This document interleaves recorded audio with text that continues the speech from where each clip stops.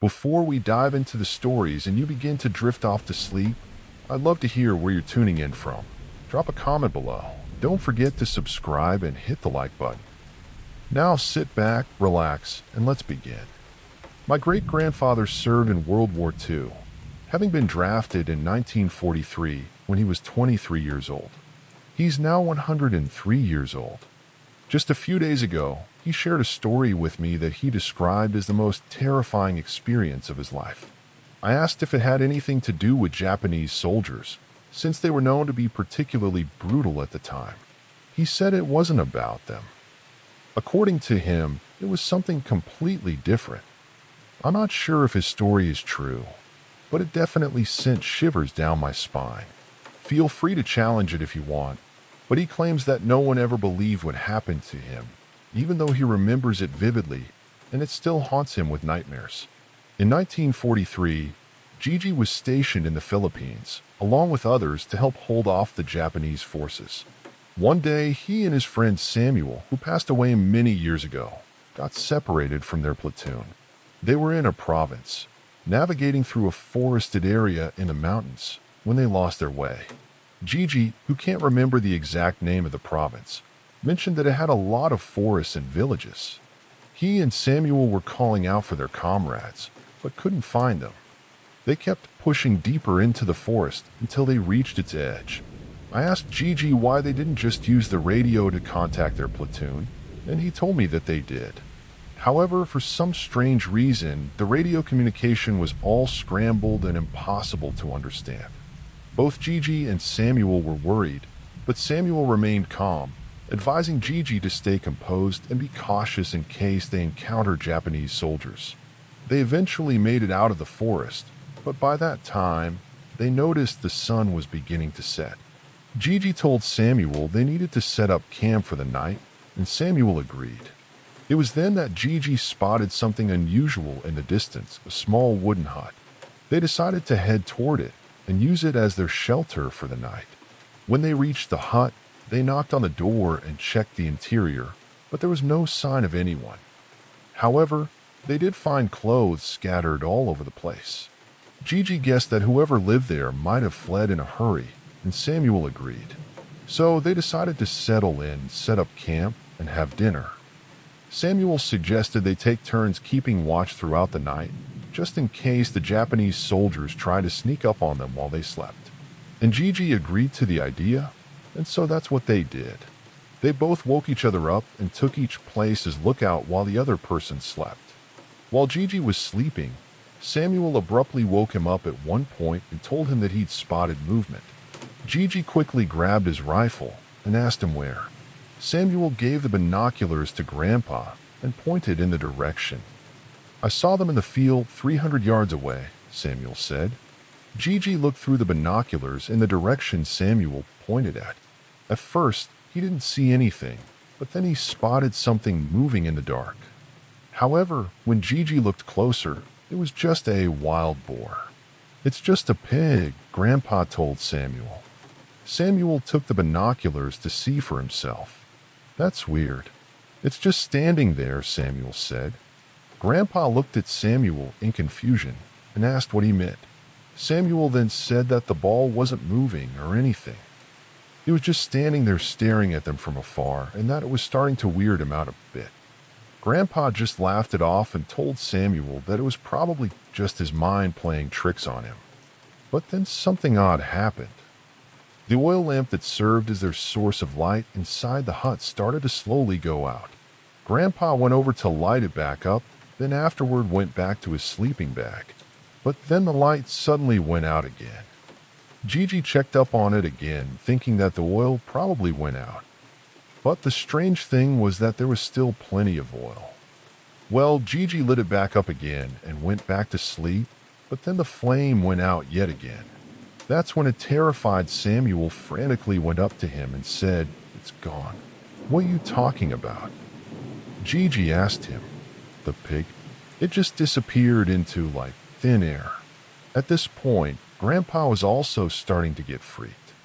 Gigi then asked him to explain. Samuel said that he was watching the ball through the binoculars when it suddenly just vanished out of existence.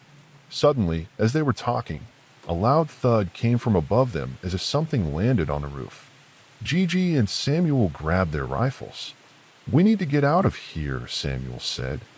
And this is the part in the story where my grandpa said that the rest of the events that happened he believes are one of the worst nightmares in his entire life.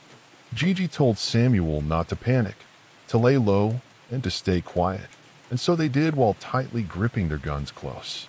After a few minutes of silence, Samuel started screaming though.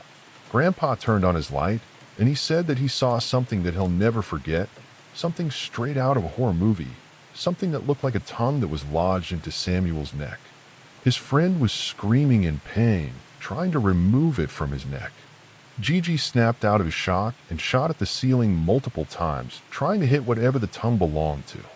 After a few more shots, the tongue released Samuel and slowly retracted back into the hole on the ceiling. Samuel was gripping the side of his neck tightly while screaming, blood trickling down his neck now. Grandpa put a cloth against the wound and told him to keep pressure on it. Afterwards, they collected all their things, exited the cabin, and made a break for it. Grandpa turned around and shined his light on the hut's roof, and what he saw, he described, is the most evil-looking and ugliest thing that he's ever seen. I asked him to describe what it looked like once, and apparently it was humanoid. It had two gigantic wings that were bigger than its own body. The wings looked like a combination of a bat's and a hawk's. Its eyes were blood red and glowed in the dark, skin as black as cold, wild, unkempt air, and huge fangs that were visible even though its mouth was closed. Whatever it was just perching on a roof, staring at them. Grandpa acted quickly. He raised his rifle and began shooting at the thing, unloading all the rounds in the gun's chamber. Samuel also did the same thing. But to their astonishment, the monster was unfazed. It just continued to stare at them, unbothered. At that point, Grabs and Samuel started screaming like maniacs while running for the hills. By some miracle, the creatures didn't pursue them. They were both so scared that they didn't care if they run into the enemy, as long as they didn't encounter this thing again. They managed to make it till morning and came across a small village where they rested. That's when they learned from one of the locals that what attacked them was apparently called an aswang, and that they were very common in the countryside. The locals told them that they were all in God's favor because they survived. After a couple of days, they were eventually reunited with their platoon. When they told the story, only a few believed them, while the others thought that they were probably drunk and ran into the enemy gunfire, hence the injury on Samuel's neck. After the war ended, Gigi and the others went back home, but he could never forget that terrifying experience, which still haunts him with severe PTSD to this day. Samuel, sadly, passed away in his 80s from a stroke. As I mentioned earlier, I'm not sure what to make of Gigi's story, but it honestly unsettled me. In fact, I spent the last hour Googling aswangs to see if I could learn more about them. But now I'm curious, what do you all think about this? Do you believe it's possible, or do you think it's all just a fabrication? If you're enjoying the story so far, consider subscribing. It's free, and you can always change your mind later. Now let's move on with the video. Moving on to the next story. I want to share this story as a warning to others. I'm an 18-year-old woman living in Maryland, USA, and I work at a well-known burger restaurant. I'm stationed at the payment window where I stand all night long. I try to be friendly because I know that sometimes a simple smile or compliment can brighten someone's day. Just that same night, before the creepy encounter, a customer told me I was really happy and that she loved my positivity. That gave me the boost I needed and helped me handle what was about to happen next. I've become accustomed to the awkward comments and stares from older men, probably because of my friendly nature. Our uniforms aren't revealing in any way, but some men seem to think I'm naive. Maybe I am more than I realized. I'm aware of the risks of trafficking and other dangers, but this situation still caught me off guard. This one older man came through just before 6, and he pretended not to hear his order, laughing like it was some inside joke between us. Honestly, this kind of behavior isn't unusual, but something about it felt different. It felt like just one of those quirky things older men do, so I didn't think much of it. I told him his total, and he handed me all the money except the change. Then he waved the cash around, making me sort of chase it. I managed to grab it, but it still felt like just an old man being playful. At this point, I wasn't concerned. He stared at the company name on my shirt and asked if that was my name. I don't wear a name tag because of situations like this, so I joked about changing my name to match it. He seemed to light up at that. To give you a better picture, he was a white man, probably in his 60s or 70s, driving a small white SUV with a kayak on top. He had some scruff on his face and was holding a phone to his ear the whole time. Once I started engaging with him, he moved the phone to face me. Looking back, I really think he was recording me. At no point did he actually speak into the phone or acknowledge it, but he kept asking more probing questions. Here's the thing. My last name is the same as someone from U.S. history, and a lot of older people enjoy talking about that kind of thing. So I told him my last name. He didn't seem to react or laugh like most people do. He just accepted it and kept asking more questions. That's when I started to feel this strange, uneasy feeling. I reminded him that he still owed me change. He grabbed another dollar and handed it to me, but he wouldn't let go. He wanted to know my first name, and I dodged answering because I was getting creeped out. He wouldn't let go of the money, though, and was practically drooling for more data about me. I gave him a name that I don't use, and he smiled, finally letting go. I got his change and told him to have a nice day. I then immediately left the window and told one of my co-workers about the weird experience. Soon, though, he returned just 2 hours later. I didn't recognize his car on the cameras until he got to my window. I hadn't thought too much about our interaction and was busy texting my dad about whether or not a chicken sandwich was a burger, I think. My stomach dropped, though, when I saw his face. I have many regulars, all of whom I would have been happy to see. I really hope that he doesn't become one, because I'd have to call the police, I think. He smiled and said, "Hey, the one with the last name." I sort of half smiled back and wished for the days when we all wore masks again. I tell him his total, and he makes me chase the money again. For the entire time, he had his phone against his ear, facing me though. He starts asking me even more intimate questions. I lie or dodge them the best that I can, giving him 0 correct answers, wanting our interaction to be as short as possible. Some of the actions he asked me were, "How often do you work? What time do you leave? How old are you?" For that one, I knew that he wouldn't leave without a number, and I had a really nasty feeling that the younger wouldn't be the better. So I said probably 20s. He joked about me being legal. I made a face and I tried to get his change even quicker. He asked if I had a boyfriend. I was getting more and more nervous now, so my answers started getting more sarcastic. I told him boys were trouble. He specifically talked about himself and said that he'd treat me right. I handed him his receipt and told him to have a great night. He threw his hands in the air and was saying, "Don't be like that. I'll treat you right." I shut my window and said bye. He made a bit more of a fuss, but eventually drove forward. From his question about when I got off work, I believe that he was probably watching the restaurant too. I was sort of shaking by this time, so I called my mom. She immediately drove up, and I talked to my manager. I was a little unsure of the car's color, so he checked the camera for me. Shout out to my manager, by the way. He really is the best. I continued to my window watching for the old guy, but I didn't see him again. I left an hour early and gave my manager specific instructions to not place a girl at my window, and he agreed. These interactions are unfortunately what caused formerly happy and cheerful service workers to become sour and quiet. And because of this, I think that I'll be taking a couple of days off. I'd already had another job lined up, and to be honest, I'm sort of excited to start now. Just to clarify, the phone was facing me for the entire time we interacted, which lasted about 5 to 8 minutes. He never moved it or lowered it, which felt off. I have 2 theories. One is that he was recording me, possibly planning to use or send that video to someone, and the other is that he might have been on a call with someone who I couldn't identify.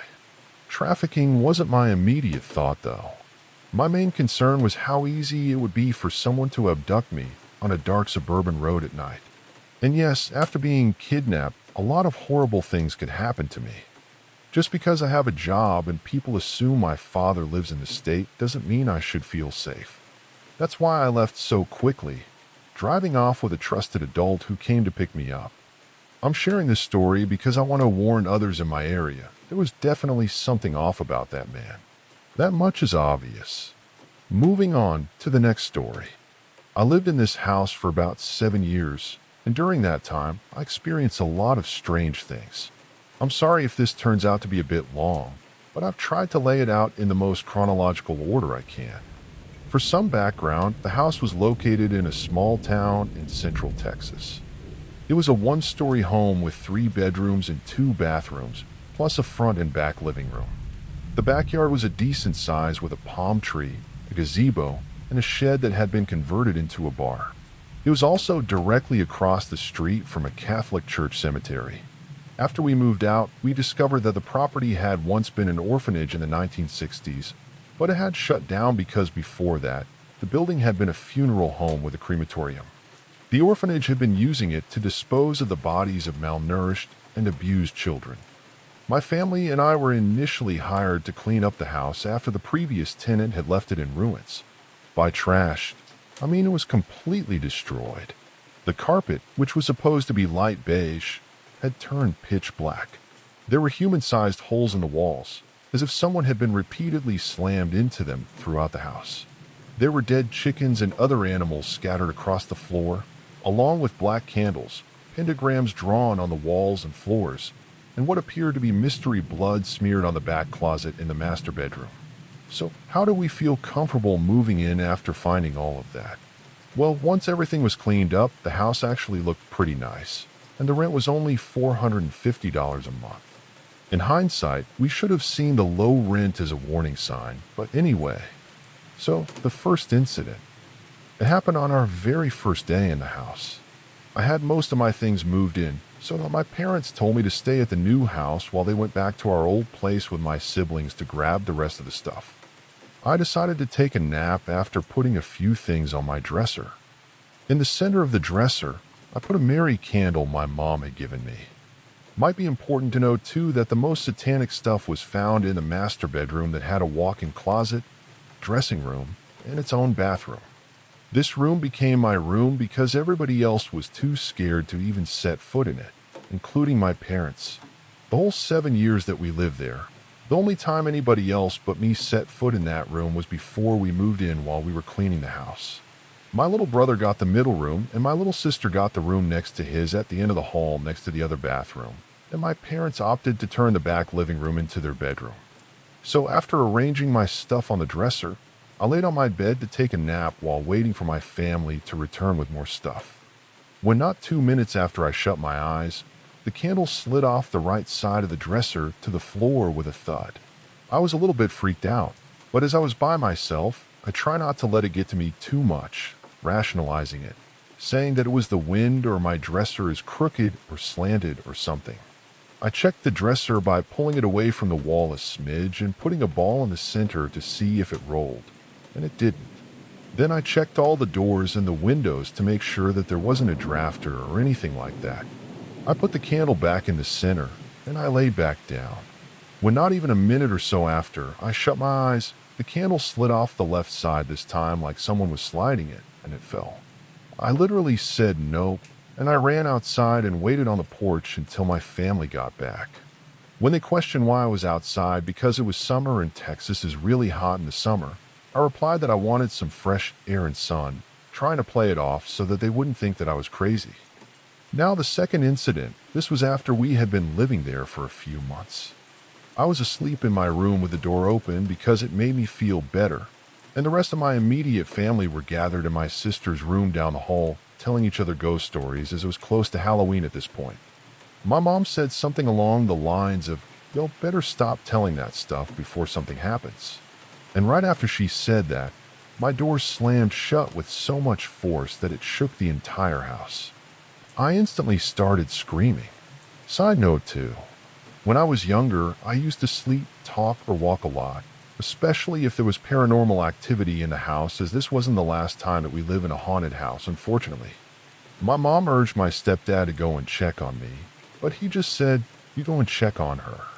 So eventually, they both came to check on me, and they said that once they opened the door, they saw me sitting up in my bed with my eyes open, but glassy and not focused on anything. And apparently, I kept saying, "Get off of me." Hell, they were too terrified to enter the room, so from the doorway, they turned on the light and said, "Get out." That's when they claimed a black cloud seemed to lift off of me, and I suddenly fell back onto the bed with my eyes closed, fast asleep. I have no memory of that happening, but what I do remember is waking up to them freaking out. They were so scared that they actually left me there, telling me about it the next morning. I could tell they weren't lying because the dream I had the night before lined up with what they described. They both looked pretty pale as they told me about it, so I knew they were genuinely frightened. They were so unsettled that they just left me in the room, apparently. I'll probably share a part 2 later since there's more to the story, but if you have any questions or want more details, feel free to ask. I'm happy to share. Moving on to the next story. I'm a trot-eye in my 30s living in Queensland, Australia, and I have a younger female partner. Last year, during the Christmas holidays, we decided to take a 10-day road trip around the state in a camper van. After checking out the beaches, we decided to head inland. We ended up camping overnight at a lookout overlooking a gorge, which had an amazing view. There were only 2 other campers, so it wasn't a busy spot at all. Unfortunately, it started raining, and we decided to hold off on exploring until the next day. As it got darker, we settled in, and when we woke up, we noticed the number of campers hadn't changed, despite the rain continuing into the next day. It was a little disappointing, but we still decided to head out to explore the top of the mountain range. It was a narrow, long hilltop just a short walk from our camping spot, maybe only an hour there and back, and the trail started with some man-made stairs. The stairs were basically just rocks, but there were also large stones scattered across the path, positioned like natural tiles in the ground. They weren't arranged in any regular pattern, just random and sparse. I'd estimate these stones weighed around 100 kilos, and they were mostly flat, blending in with the rest of the terrain, which was deeply recessed. On both sides of the narrow range, the terrain dropped steeply, definitely inaccessible, but offering a great view of the surrounding dense forest as far as the eye could see. The point I'm trying to get across is that we were really in the middle of nowhere. The path to the end of the range was a bit challenging, and I had to help my girlfriend climb over some big rocks and obstacles along the way. When we finally made it to the end, there was a sharp drop-off into the gorge below. We took some pictures and decided it was time to head back to the RV, but we still hadn't seen or heard anyone else. The path from beginning to end was narrow, with clear visibility on both sides, so it would have been impossible for anyone to have passed us without us noticing. Sure, there were trees and other obstacles, but from where we came, the view was mostly clear. On our way back, though, we noticed something odd. Some of those large stones we passed earlier were missing. You could see the fresh holes in the ground where the stones had been, and we definitely would have noticed them missing on the way, and since there was only one path to go in and out. I'd estimate about 10 or more stones were missing along the way back, and they weren't from the same spot. There were probably around 50 stones in total, scattered randomly. For the life of me, I just couldn't figure out how someone could have dug them up and carried them away in that short amount of time. Even if someone had wanted them for a garden or something, it just didn't seem physically possible to move them like that. This next experience happened either the following day or maybe the one after, in a different part of the same national park, Carnivore National Park. It's a massive range connected to other state forests and parks. The weather hadn't improved, and we didn't encounter many people at our next destination either. There were only 2 or 3 cars in a spot that's usually pretty popular. We decided to take a hike anyway of one of the indicated routes showed on the map. Most were leading to different parts, and some even divided further. I would guess that we were about 3 hours in, and we decided that we'd had enough combined with the weather and seen what we wanted to. And so we were about to turn back when we walked past a route that was blocked off by a sort of fencing and with a warning sign that said closed due to flooding and inaccessible road. It was a route that would stretch for another 20 kilometers, but I've seen that there was a small waterfall just close, maybe around 1 kilometer away that way, so I persuaded my girlfriend to go. She was hesitant at first, not trusting the sign, but eventually she agreed. We walked around a blocked entrance easily, was only walking around a few trees to the side, and continued on the path. I should mention too that I carry a machete in my backpack, along with some emergency stuff like snacks and water. Call me paranoid, but hey, I'd rather have it and not need it than need it and not have it. Right? Anyway, after about 20 or 30 meters of walking, we reached that little waterfall. On the way there were some fallen trees on the path that we had to climb over as walking around just wasn't always possible. It started to drizzle again, a bit stronger this time, so we decided to go back after we reached our destination. Well, we took a few pictures, spent a few minutes. I will say again that we did not see anyone that day, since the handful of people at the beginning of the car park at the very bottom, they went a different route. We started walking back after a few minutes when I just suddenly felt this feeling like we were being watched. In fact, I stopped and felt the hair on my arms standing up. It was a feeling like something wanted to harm us. Now my girlfriend doesn't really believe stuff like that and definitely doesn't understand why I would carry a machete into the forest, unless planning to cut through the jungle, of course. But this is Australia. We don't have access to guns like you guys do in the States. So I told her that we should go faster and that I just don't feel safe. After a few minutes of walking with me, constantly looking around, I stopped and decided to take my Crocodile Dundee knife out. Once I did this, I decided to whistle. I don't know why.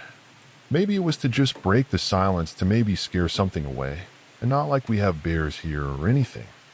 It wasn't a long, drawn-out whistle, just a few short, melodic whistles.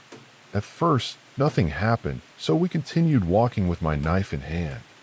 But after only about 10 seconds, we heard the same whistle come back at us. The visibility from the footpath was pretty decent since it was located at the bottom of the hills, going along a small creek, and I can tell you there was no one in sight. My hairs started to stand up, and my girlfriend, sensing something wasn't right, started walking faster without me even prompting her. I think she felt it too. We had to make it to the entrance section, which was blocked, and then head back to the main trail without any further issues. But the whole time, I felt like I was being watched, and that I wasn't wanted there at all. As soon as we made it back onto the normal trail, all the feelings of being threatened disappeared, and we eventually made it back to our camper, packed up, and just left. Moving on to the next story. This is a story from when I was growing up in northern Kentucky during the 90s. I would have been around 10 or maybe a little older at the time, but I'm in my 30s now, and I still vividly remember what happened. It's something I think about often. My best friend lived with his grandparents on several acres of land in Walton, Kentucky, and I spent almost every weekend there. They didn't do much with the land. Aside from keeping it relatively cleared, there were no farms or buildings on it. They had a horse stable near the house, but that was about it. For his birthday, my friend had received a go-kart, so we spent a lot of time driving it around on the open land. It was just the two of us, having a blast as we raced around. As it got closer to dusk, we knew we'd have to pack it in soon. We came to a stop, and the engine shut off, and almost instantly, both of us felt this strange, unsettling sensation come over us. We both had this feeling like we were being watched by something. It's strange how our instincts can still pick up on things like that, but we both agreed there was this overpowering sense of unease. We noticed that Grandpa's truck was nowhere to be seen, and we were far enough out that we couldn't be spotted from the house. So we started looking around. We were in the middle of an open field, surrounded by trees and tall brush, when something caught my eye. I nudged my friend to look in that direction. In the brush, we saw a long, almost black shape, perfectly still. Now, I know most of you are probably thinking it was Bigfoot, but honestly, all I remember is how eerily silent everything was. Even now, I sometimes wonder if it was something else entirely, but back then, I just remember thinking it was a massive, and I mean huge, black wolf. It was maybe 200 feet away from us. I'm doing my best to remember, but it was sitting so perfectly still, not moving at all. To me, it looked kind of furry, but I couldn't make out any other features, no ears, no eyes. Still, I swear that's what was making us feel like we were being watched. It was the same feeling you get when you see a cat about to pounce. By this point, we were both getting really freaked out. The sun was starting to set behind the tree line, and one of us was going to have to jump out and pull start the engine again. We were whispering to each other, trying to figure out what it was and who, or what was watching us. Honestly, I forget which one of us ended up getting out to start the go-kart, but when we looked back at where the black shape had been, it was gone. The go-kart didn't have lights either, so we just drove as fast as we could back to his grandparents' house, and we told him what we saw. His grandpa said that we probably just saw a coyote or maybe a boar or something, but this shape, man, was long and low, and it was huge, and I don't know, a coyote just doesn't sit well in my head with what I saw. Not to mention, too, that it was like pitch black and furry, which was weird. Anyway, every few years, I think about this story, and I've read that there are no wolves in Kentucky anymore anyway. I think that I've just convinced myself that it was a coyote or something, but the memory is stuck in my head all this time for some reason. Nothing else ever really happened on his grandparents' land, aside from a bad car accident a few years later and some missing chickens. Coyotes could explain both of those, though. And every so often, the horses would get really worked up at night, but aside from that, we spent a lot of time camping and fishing there, having fun, and never saw anything strange again. So that's my short spooky story, and while I wish it had more to it, it's exactly what happened. I found this place and thought I'd share it with you all. Again, it could have been a run-in with a wolf, a coyote, a boar, or who knows, maybe even Bigfoot. But whatever it was massive, and it scared the living daylights out of us. Moving on to the next story. I'm a 19-year-old female, and I've known this guy, Saf, for many years. We were never really close, though. Recently, when I came back home for the summer after uni, I stayed with my parents. There's not much to do in my hometown, so hanging out with friends, smoking, and drinking is pretty much how we pass the time. That's when I ran into Saf. He's always seemed like a chill guy. Typical 19-year-old guy who studies business, living off of daddy's money since he comes from a wealthy family. And as soon as we reconnected, we developed a closer friendship. We started hosting at his house, and my friends and I would go. When we smoked, he frequently brought up his fantasies of killing and eating someone. Of course, all of us being high would just laugh it off and considered it to be shock humor. However, he would never laugh while making these jokes, and we, my friends, had agreed that he was pretty creepy, but we chalked it up to him just being too high. That is until I started hanging out with him alone. We have a pretty small friend group that hangs out nearly every day. Saf and I stay out pretty late after everyone's left, usually until the sun comes up, which is how we got so close because it would just be us at the end of the night and he would drive me home. One of those nights, though, we were with a group of friends and we decided that we would take some edibles. For context, we were at Saf's house. 3 hours into it, when all of us are pretty gone, Saf starts going on a tangent about how it would feel to pluck someone's eyeballs out. He starts going into detail, and my other friends asked him to stop talking because it was making him uncomfortable. He always did this, but this time he really went into detail explaining imagery, etc. Someone quickly changed the subject, and the night went on. About an hour later, my friend and I decided to look at the fridge for the munchies. As we look in the fridge for stuff to eat, I feel someone put their arm around my neck and I feel something quite heavy putting pressure on it. And as I look down, I realize Saf is holding a knife to my neck and holding my other friend with his other free hand. "What you guys doing?" he asks. Keep in mind, we are all very high at this point. So I start laughing it off and going along with what I thought was a joke. As my friend and I answer him, I realized that he hasn't pulled the knife off of my neck yet, and that he was in fact holding it closer to the point where I started to cough. Thankfully, the knife was very dull, but it was still a massive kitchen knife. As soon as I realized that he isn't letting go, I let out a scream.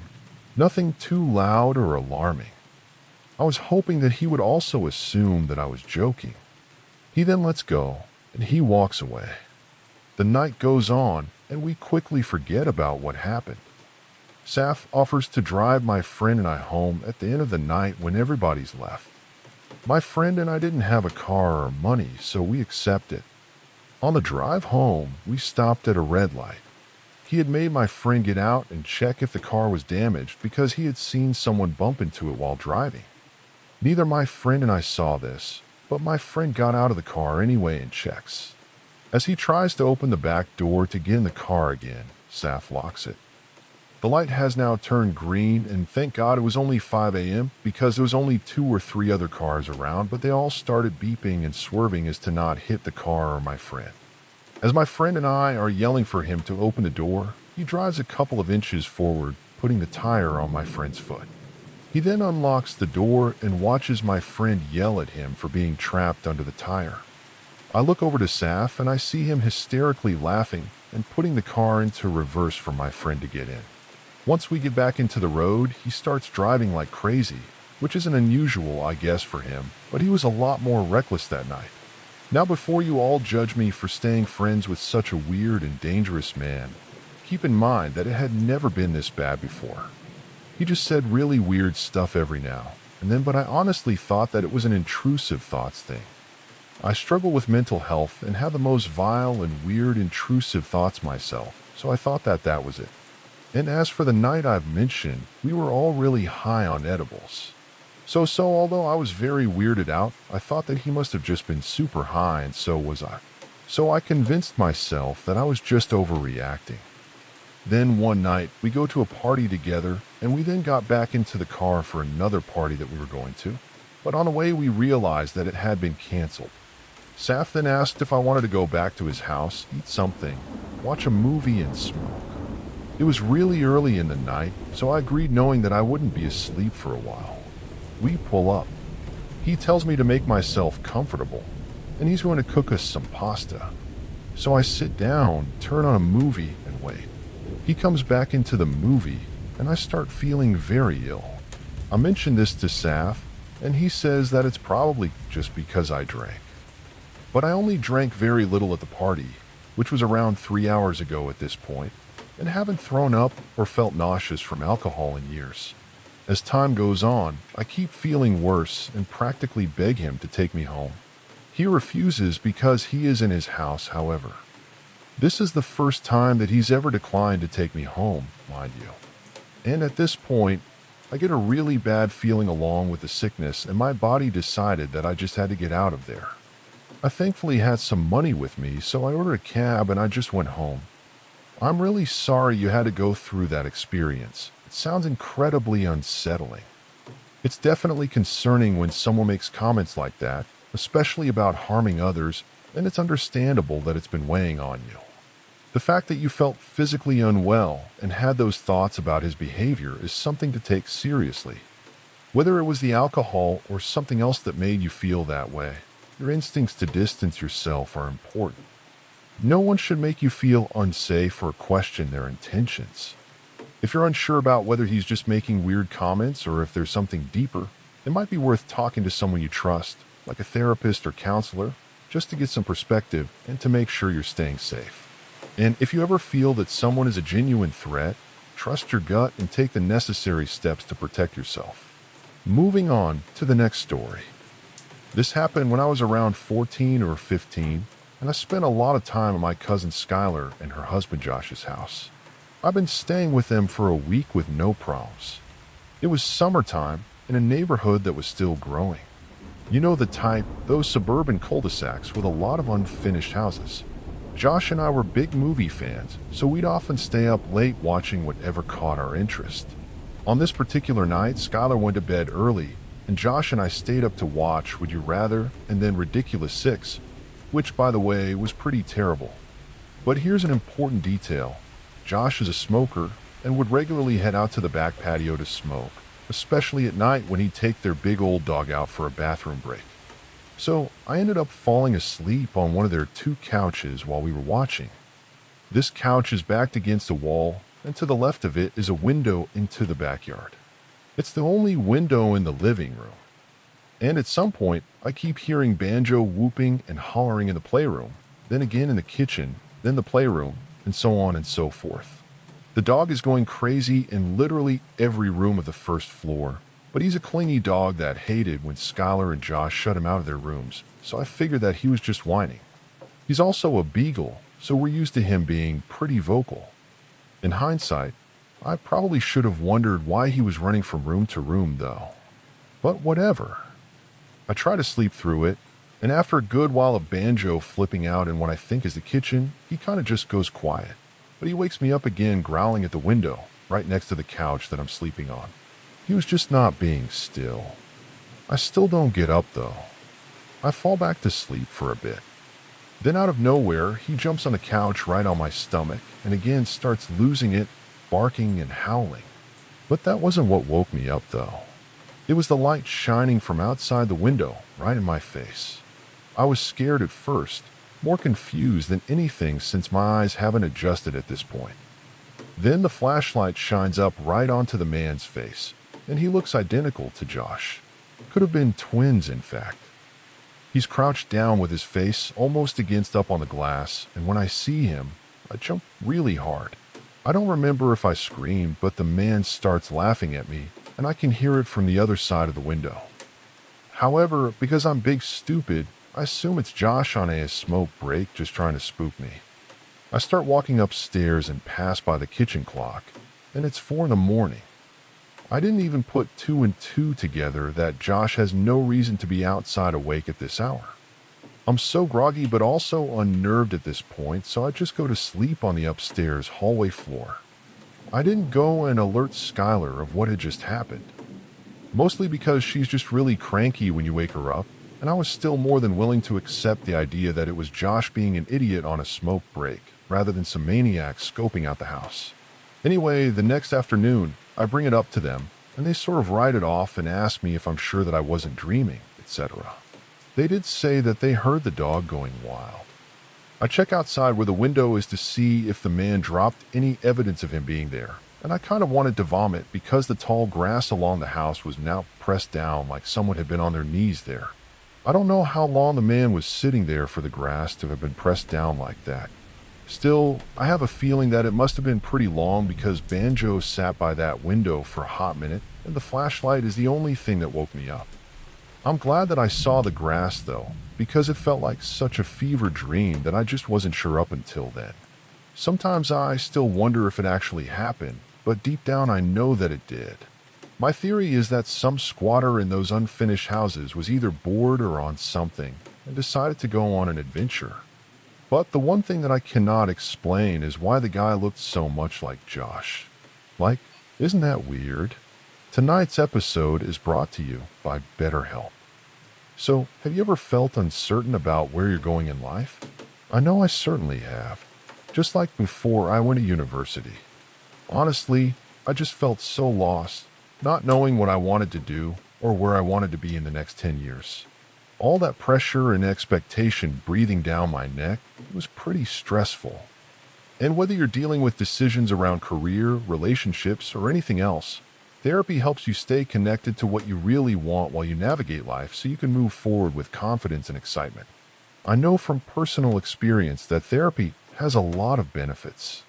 For instance, finding coping skills and how to set personal boundaries for yourself empowers you to be the best version of yourself. In other words, it isn't just for those who have experienced trauma in their life, although therapy can certainly help there too. So if you're thinking of starting therapy, give BetterHelp a try. It's entirely online, designed to be convenient, flexible, and suited to your schedule. Just fill out a brief questionnaire to get matched with a licensed therapist and switch therapists anytime for no additional charge. Let therapy be your map with BetterHelp. Visit BetterHelp.com/scared today to get 10% off your first month. That's BetterHelp, HELP.com/scared. Last year, an 18-year-old female, was living in a very rural town in the middle of the mountains. Most small western towns only have one road that goes into the big city. Our road in particular was about 50 miles of empty highway surrounded only by cliffs, fields, and occasionally a farm. At the very entrance to this road, once you enter the city, is a huge truck stop or gas station that is always packed. Now my mom and I were going back home after a midnight showing of whatever movie we had decided to see. And as per usual, we stopped to fill up on gas and get a drink for the long drive home. As we were leaving, I vaguely noticed a dingy older Jeep pull out at the same time that we did, but, of course, I didn't take much notice of it. It wasn't weird at all that somebody would be leaving at the same time as us. As we started down the pitch-black road, the Jeep kept a steady pace behind us. Moving on to the next story. Around 10 years ago, I started dating my first girlfriend. We had just come out to our families and made our relationship public. At that point, I was 15, and she was 16, if I remember correctly. We both came from supportive families and attended a school that was fairly accepting.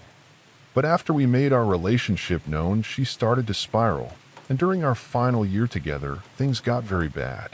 It's important to note that she was emotionally abusive throughout our relationship. Having just come out of a highly toxic situation, I struggled to recognize the red flags and the danger I was in. It felt normal, I guess, but it got particularly bad this one night when she snapped, I guess. I'm hesitant to attribute her behavior solely to a psychotic breakdown because, quite honestly, I think that she was an evil person. So to summarize the lead up to this quickly, she had recently, within about 5 months leading up to this, told me that she had 7 souls living within her, all of which hated me. But they were all men from Victorian era or something, and she apparently had lost herself to these men, and as each one emerged, she would abuse me in a unique sort of way. I'm going to give them aliases, as this should help with understanding it all, even though they're not real. I'm still afraid of her and them, I guess. But Duke liked to choke me in my sleep. Harold hit me. Han would try to cut me with knives when I was sleeping. Theo would ignore me, silent treatment. Gerald would force himself on me while sleeping. Tim would pick up out my appearance and bully me. But Alex was the worst and the entity that I had to deal with the most towards the end. Alex was the present one this evening. He'd play paranormal activity and torment me with the creepiest stuff that you'd ever seen. For instance, he would sing in the corner of the room in the dark. He would mutter to himself constantly. He would smile at me while saying things like "you'll die soon" or "you don't have to fear me when I'm unarmed." He was into knives and sharp things. He never self-harmed but would try to harm me regularly. He also convinced me that if I ever left him that he would kill me. I was 15 and I believed it. Now, you may be wondering at this point where our parents were in all of this. Well, my parents had just freshly divorced and custody was being settled. I stayed at my partner's place on the weekends and during some weekdays due to it being safer. Things were just really messed up in my own household that it genuinely seemed safer at the time. This is also where my hesitancy comes in with the legitimacy of their psychosis. But whenever their parents were around, they just snap out of it, literally like a light switch. They could turn the crazy off and on like it was nothing, which makes me think that they did this with the intention of harming me, not as a cry for help. Anyway, fast forward to the afternoon that it happened, my final straw. We were downstairs, Alex or my girlfriend and myself watching TV. Their parents were going to be out for the whole day, and upstairs was their older sibling, who was a complete hermit, kept to their room with soundproof headphones on, in fact. And well, Alex also hated this person for no real reason. I was sitting at the downstairs kitchen table working on some homework when I hear Alex start humming in the corner like usual. I turn around and ask if they're okay, and they do the creepy smile and nod thing. I went into freeze mode and just went back to my homework while keeping a close but discreet eye on them. It always got bad for me when I reacted, but I had a feeling that they were about to have a violent outburst for some reason. They started walking over to the kitchen still humming, but there was a shake in their voice that I hadn't heard before. I looked up slowly and saw that they were taking a large paring knife out of the knife block. I remember my adrenaline started to kick in, and I looked around for ways to defend myself. To my surprise, they started walking away from me, not towards me. I watched them walk down the hallway and towards the stairs before they exclaimed, "I want to kill you," I presumed to their sibling. Something came over me at this point, and before I knew it, I was booking it up the stairs and trying to stop them as they started running knife in hand up the stairs. I grabbed their pant leg and pulled them down a few steps. We both collapsed as their sibling opened their bedroom door. It was a ways away because it was a huge house, and asked what was going on. Alex, at this point, turned around and struck me with a knife, leaving a huge gash on my arm and shoulder. I retreated back downstairs as they calmly called out to their sibling. "Nothing, just tripped." "I'm okay, thanks." I ran to the kitchen downstairs, texted my parents to come and get me, and started cleaning and bandaging my arm as best as I could. Alex returned at this point, and as soon as we made eye contact, they dropped the knife, walked into the kitchen, sat on the floor, and started singing to themselves while rocking back and forth. I was stunned, literally going into shock. I stared at them, bloody tissues in hand, and informed them that I was done with all of this and was going to wait outside for my parents. They began crying through the song that they were singing, still smiling like a maniac. But I never went back after that. I ended things with her over the phone about a week later. She cried and promised that she'd get rid of the souls and that she still loved me, but I didn't want to hear it. I just hung up, and that was the end of it. She even dropped out of school after that, so I never saw her again. Years later, I found out that she was dating a guy I knew from back then, someone I was familiar with as a teenager. It turned out she had been cheating on me with him for the entire time we were together. I tried to feel sorry for her over the years, but honestly, it's still hard because I'm still recovering from the attempts on my life. It's hard to pity someone who hurt me so much, especially someone who attacked me with a knife. Writing this all down feels like a step toward healing. I've been going to therapy recently to process everything, and sharing this helps me reflect on it. If anyone has questions or needs clarification, feel free to ask. Just be careful with who you date. If you see red flags, take them seriously. Trust me, you don't want to end up like I did. Moving on to the next story.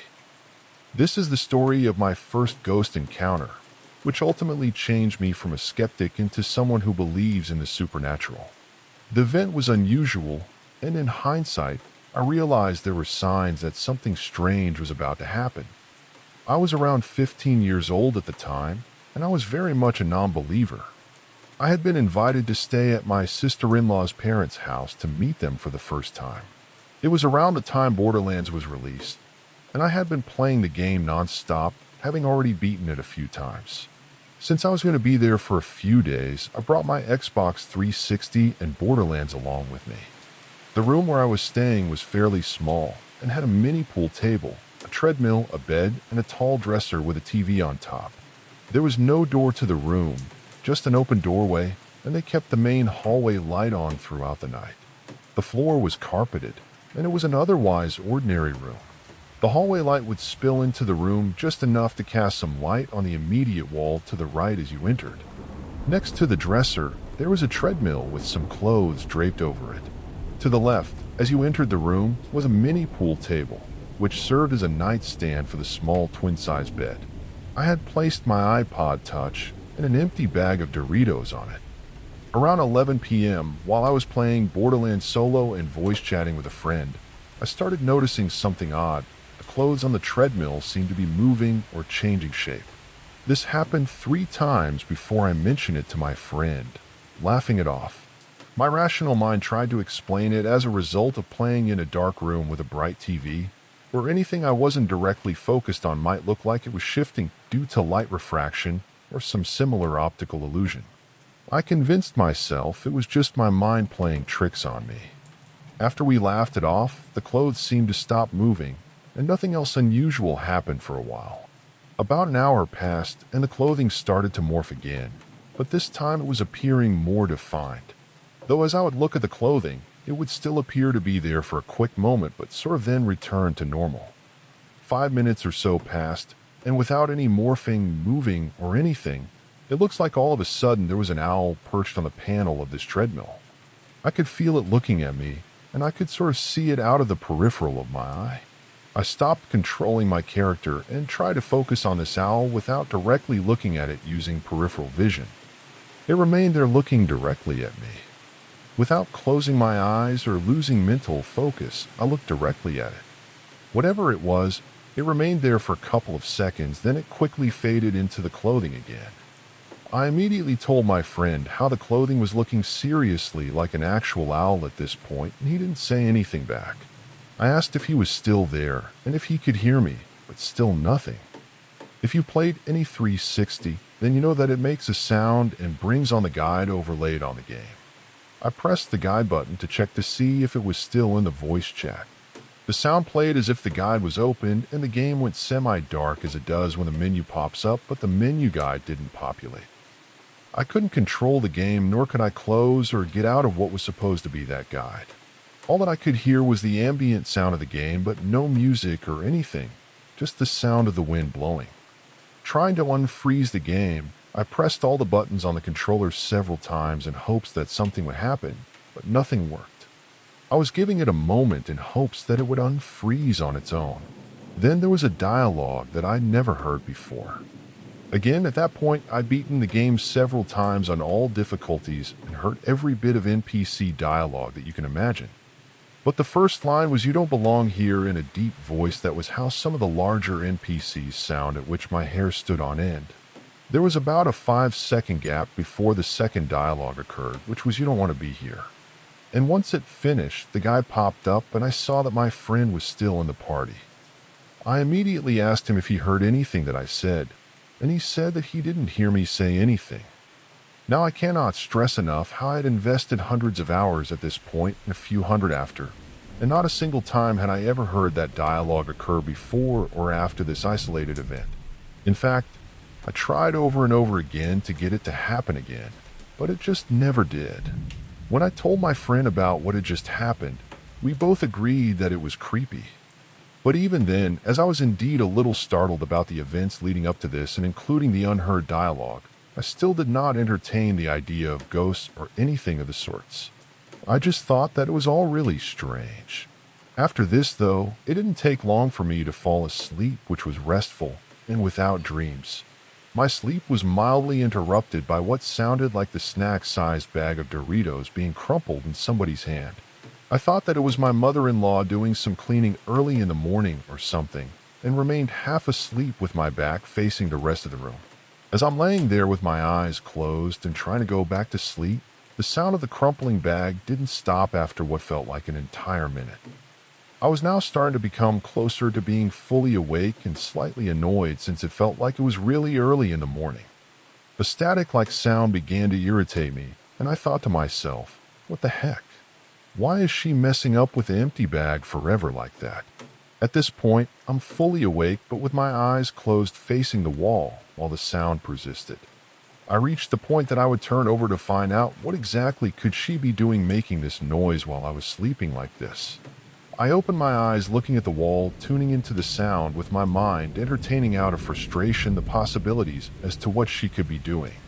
I turned over from my left side to my right to see the room still dark with the light from the hallway leading into the room giving light to the closet doors on the far side of the room.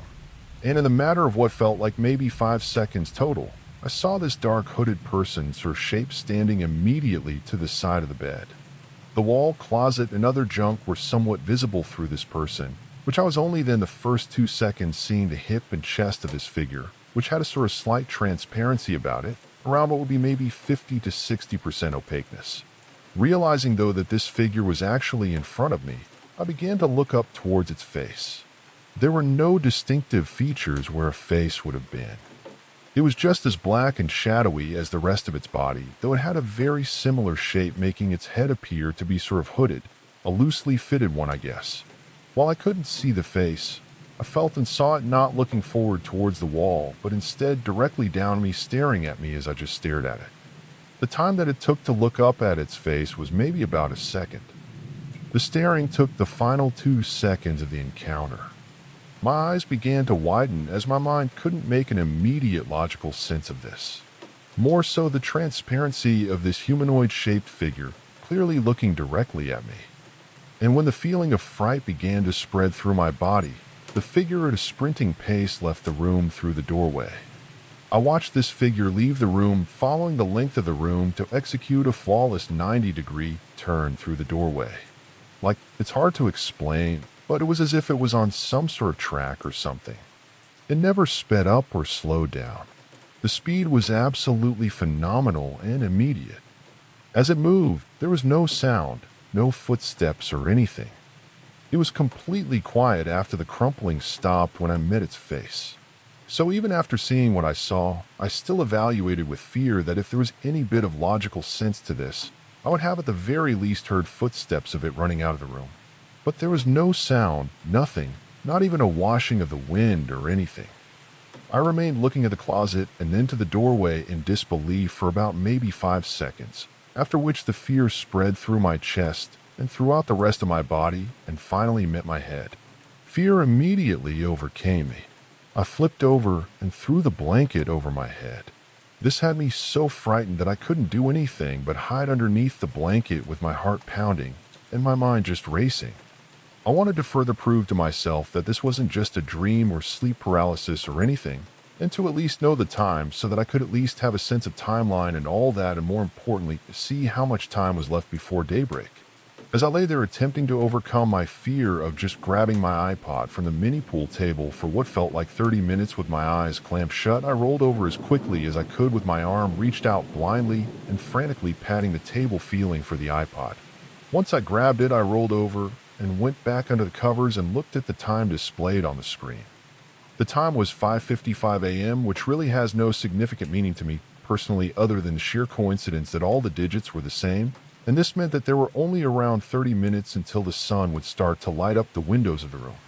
I remained completely awake for the remainder of that morning into the day. As the rest of the house began their morning routines and breakfast began, I joined my brother at the table. He asked me how I slept, and I hesitantly started to give him just the core details that I saw a shadow figure standing over me and how it left the room without making a sound. And he said that, yeah, her parents say this place has a ghost in it that lives here as well. Being my older brother, I simply thought that he was making a joke at my expense to mess with me, which is why I didn't expand on any of the other details. He insisted, though, that I tell his mother-in-law about my encounter.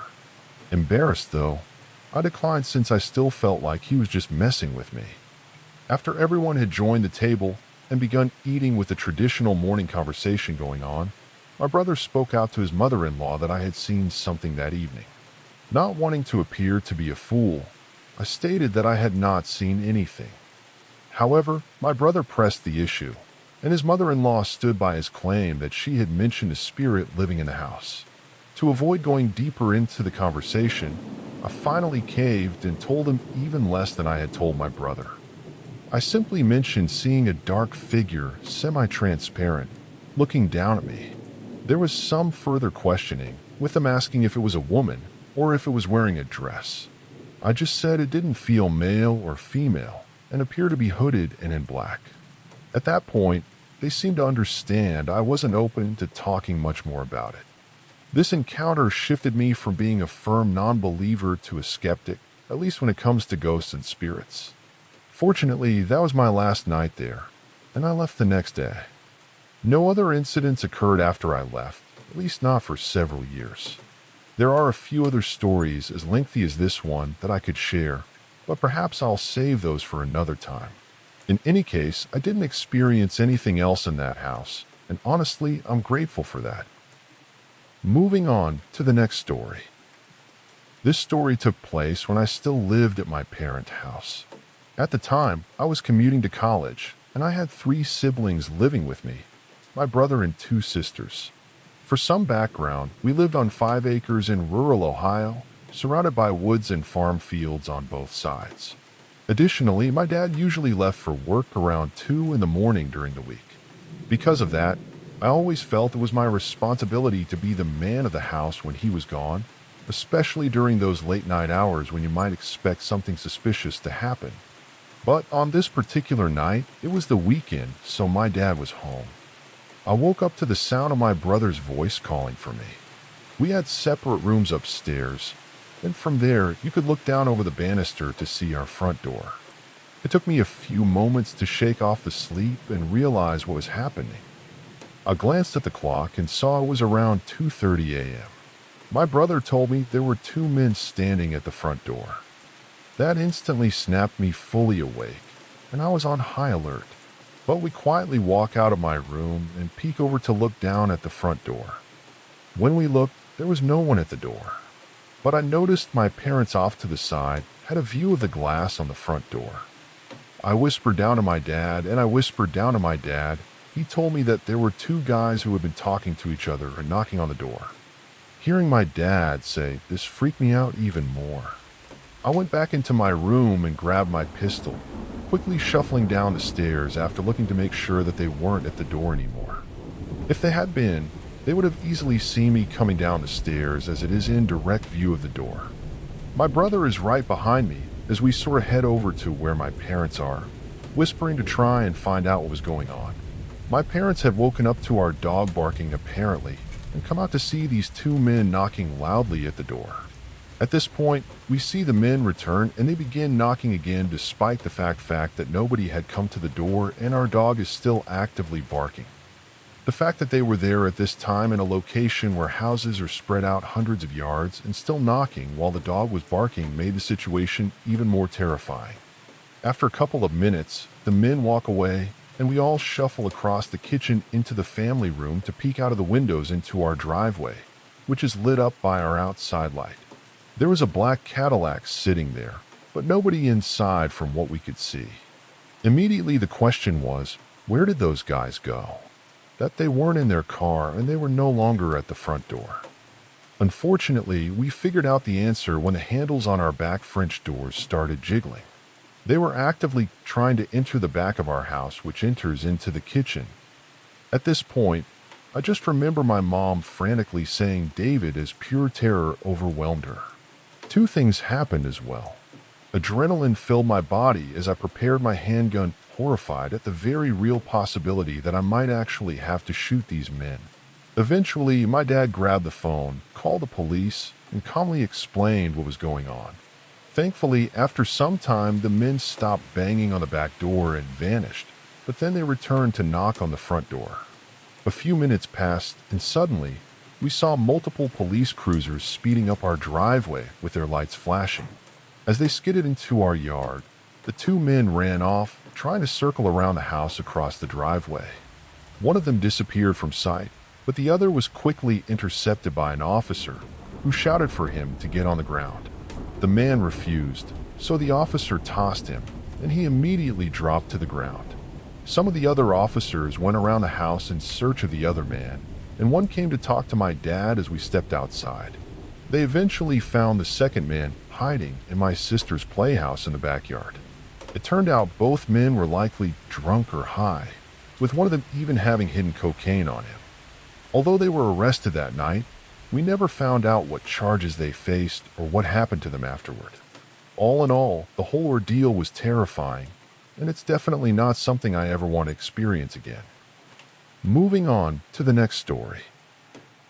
This story takes place about a year ago in March when my friends and I went to Chattanooga, Tennessee, to celebrate my childhood best friend's upcoming wedding. We stayed in a beautiful house on the Tennessee River, which had a very private, peaceful atmosphere. It was located on a nature trail, so it felt quite secluded, yet close enough to the city for us to have some fun when we wanted to. After a great time exploring the city, we returned to the house and decided to start a fire in the fire pit. We hung out by the fire until we got tired and eventually decided to head to bed. Since we were all together, we thought it would be fun to sleep in the same room, which had 3 double bunk beds and 1 full-size bed. It was a large room, so we originally planned to watch a movie together, but eventually we all agreed we needed some rest for the drive back the next day. Since my friends are used to falling asleep early, I, on the other hand, am not. I was still wide awake as they were all peacefully sleeping. I grabbed my phone and started scrolling through it, though I know it's a bad habit, I didn't have much else to do since I didn't bring a book or anything to read. As I lay there, suddenly, I got this odd feeling. It wasn't a good feeling. I've had one paranormal experience before, and while it didn't scare me, it left me confused. But this time it felt different.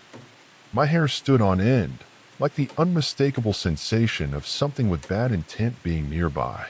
I glanced over at the other bunks, where my friends were still sleeping soundly. I continued scrolling, trying to brush it off, but then that same unsettling feeling washed over me again. And I look up, and this time I look towards the full-size bed where the bride and her little niece who tagged along were, and I see a dark figure, head bent down, looking down at the niece. But my heart stopped. I couldn't move. I kept thinking to myself that it's just a shadow from the stairway light coming in the room. Surely. I look down at my phone, and eventually, I get the courage to move my thumbs to text my boyfriend how scared I was, which didn't help considering that he's not a believer in anything of that nature. So he just says that you're just seeing things. But after this, I look up and the figure is gone, which didn't make me feel any better. Only worse because it only confirmed that what I saw was in fact a shadow from something and not a light in the stairway or anything. So I jumped up from my bunk and bolted up the stairs and crashed on the couch, and I just felt like a small kid who just watched a horror movie. I also kept hearing what sounded like creaking from the stairs. I thought of the old phrase, it's just the house settling, to try and calm myself.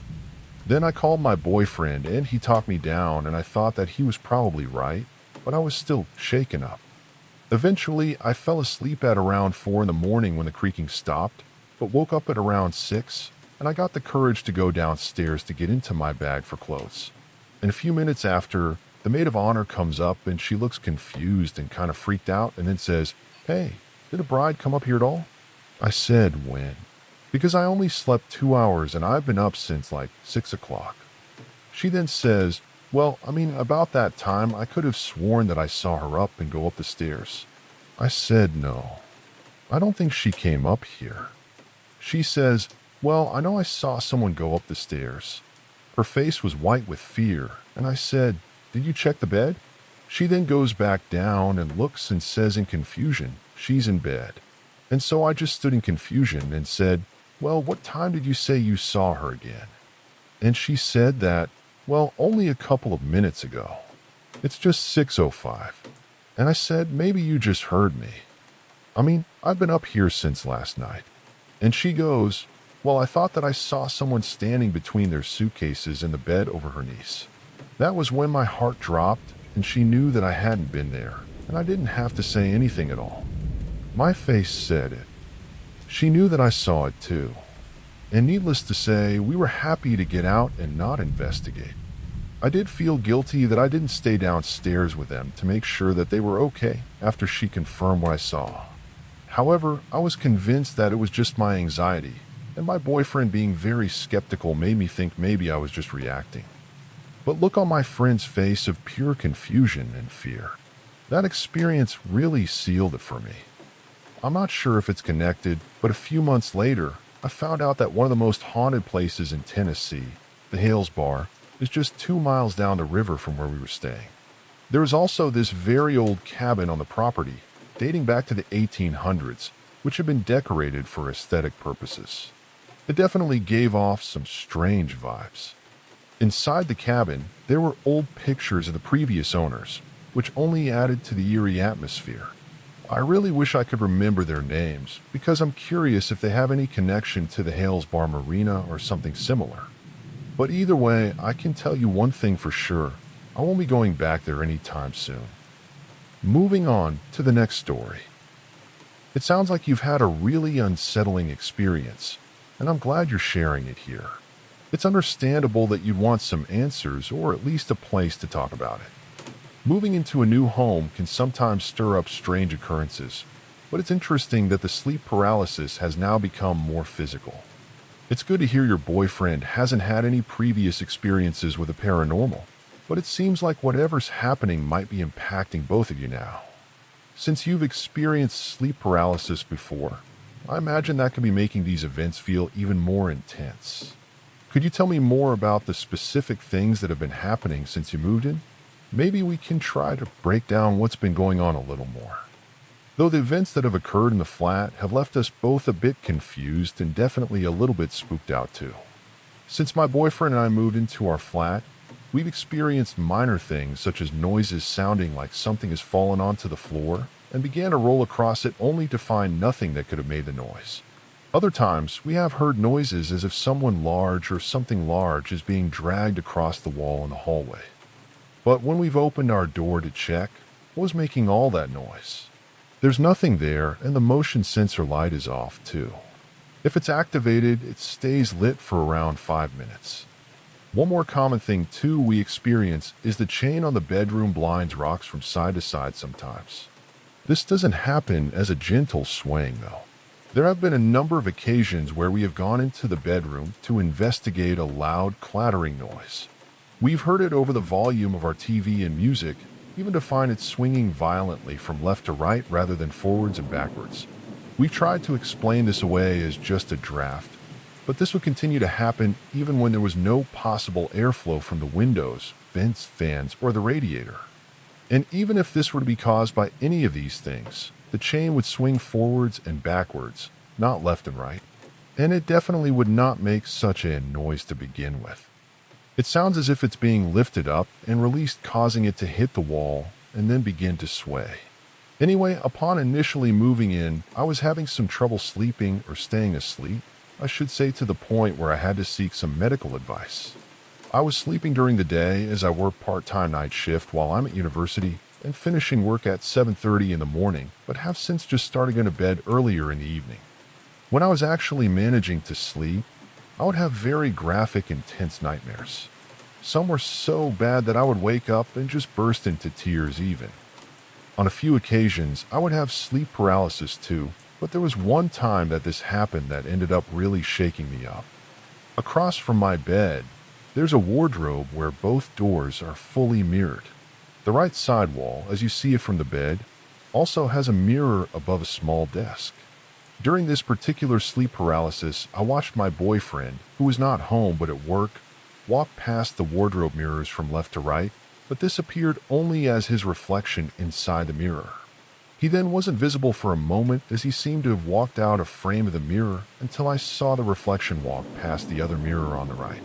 After this, there was nothing for a few seconds, but I was still in paralysis until I felt something yank the bottom of my duvet covers away from me. A cliche, I know, but this had never happened to me before. It spooked me out of my sleep paralysis, and I shot up and grabbed my covers towards me, because I had actually moved. I still don't know how to explain this away, as my sleep paralysis experiences have never been physical like this before, so I don't really know what to make of it. But another similar instance happened one night that my boyfriend was driving home from work and got stuck in a bad traffic jam on the motorway, delaying him a good few hours due to the distance from the site that he had been working at. Because I was working early, I went to bed before he arrived home. And at some point in the evening, I remember him getting home and me having a sleepy conversation with him right before he got into bed and I fell back asleep. I'm not sure how long after this, but I was woken up again. I was woken up by my boyfriend, who was standing at the side of the bed and had brought us some food. I was instantly confused, asking where he had got the food from and when he had left to go, and get it to be met with the same confusion because apparently he had only just gotten home. I'm still so confused by this, as this is not something that has ever happened to me and really creeped us both out, and I just don't know what to make of it. But the final straw for me was one evening I was talking to my boyfriend as I was just walking around tidying up, only to turn to him at one point and see what I can only describe as a solid silhouette of a child crouched down directly behind him. At this point, I started straight up freaking out, running into the bedroom and refusing to leave for the rest of the night.